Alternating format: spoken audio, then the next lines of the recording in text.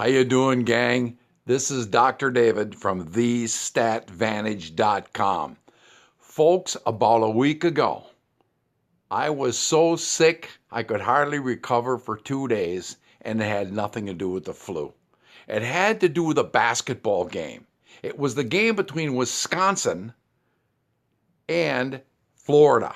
Remember, it was a game that could have gotten Wisconsin into the Elite Eight and possibly even into the Final Four. And the game was lost by the Badgers for no good reason at all. It was a complete collapse on the sideline. Okay, let's set the stage for a moment. Remember, the game was tied. The game was, in fact, in overtime. The Badgers had the ball.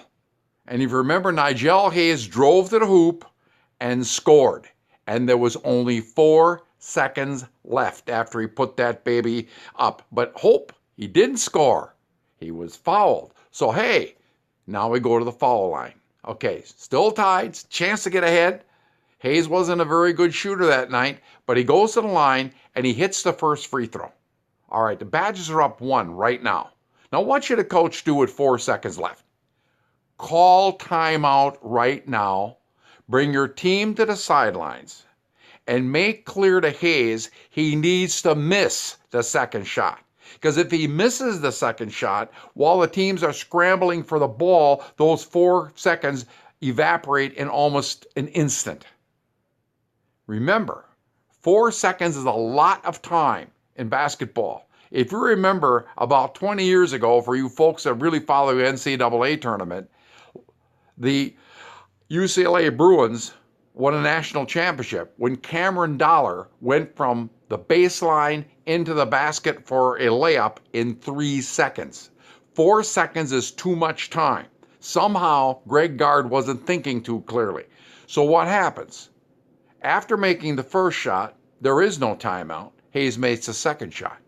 Okay, well, I can forgive that sin. We're still up 2, right? We should be able to handle this game. 4 seconds. Guess what? Florida's out of timeouts. So what does Gard do?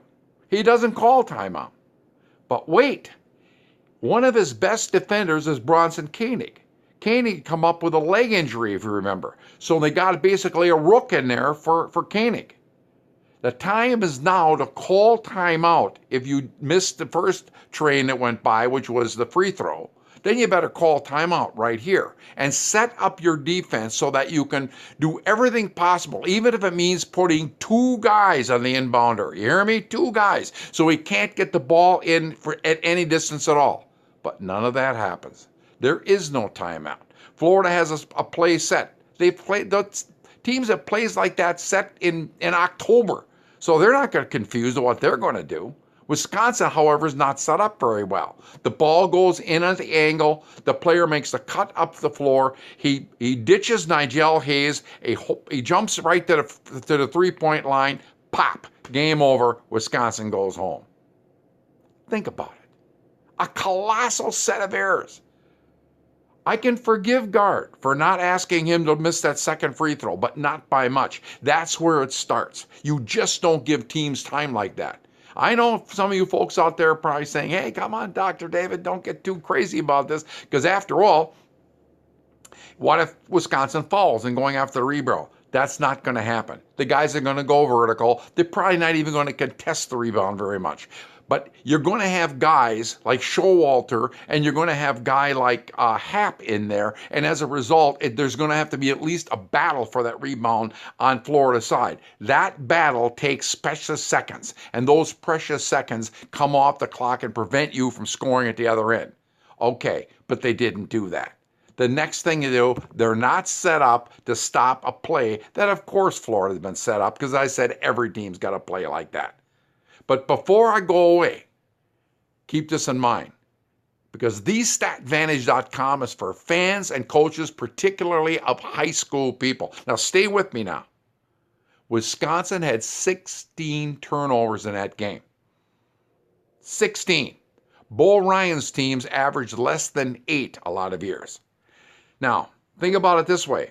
Most teams, even high school teams, score about a point per every possession, okay? Maybe a little less than that.